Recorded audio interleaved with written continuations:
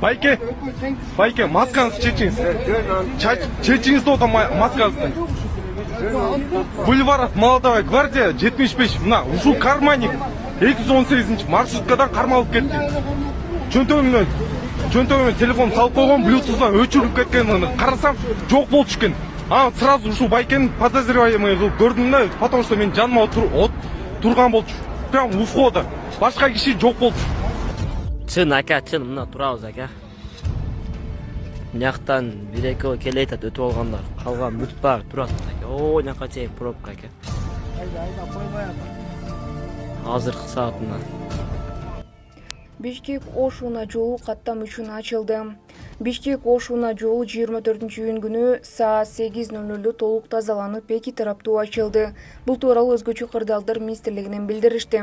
Белгилей кетсек, кечээ аталган унаа жолдун 374-375 чакырымында нөчөрлүү жаандан улам сел жүрүп, 6 тилкеден таш кулап жолду жаап калган. Жеринде түнү менен УКМдин куткаруучулары жана жарандык коргонуу кызматтары тарабынан жалпы 5 техника тартылып, жолду тазалоо иши жүрдү. Жана башка жаңылыктар түрмөгү. Видеого лайк басып, соңку кабар каналыбызга каттала кетиңиз. Анткени бул сиздин каналыңыз. Селдин агымдыларынан улам. Жол жабык. Мындайдан 5-6 жерде бар деп айтышып атат. Мен сиздерге азыр экөөнү тартып көрсөтүп атам. Мына бирөөсү. Ал мына экинчиси. Бул жакка чейин жабып калган. Бул жакта машиналар жок болсо, значит, бул жерге чейин дагы жолдор жабык. Ассалому алейкум, Мусапырда эмгектенип жүргөн мекендештерим. Сиздерге Москва шаарынан кайрылып жатабыз. Бардык документтерди жасайбыз.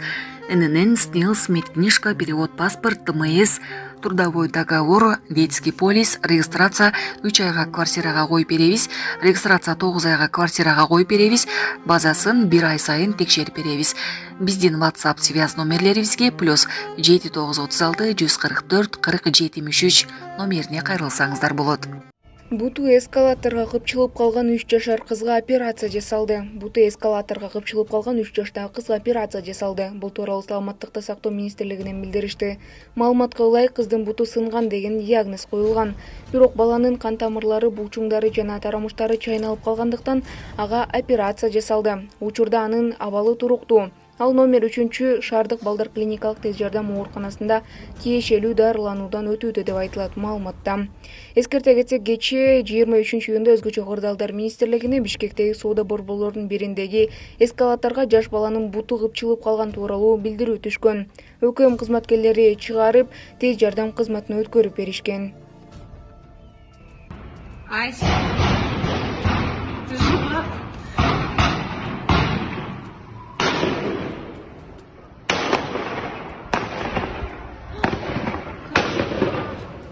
Дагестандагы теракт боюнча соңку маалыматтар.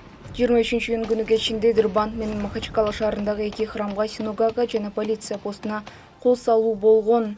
Дагестандагы терактыгыда полициянын 15 кызматкери, бир нече жай тургун жана чиркөөнүн кызматкери каза тапканын аймактык башчы Сергей Меликов билдирди.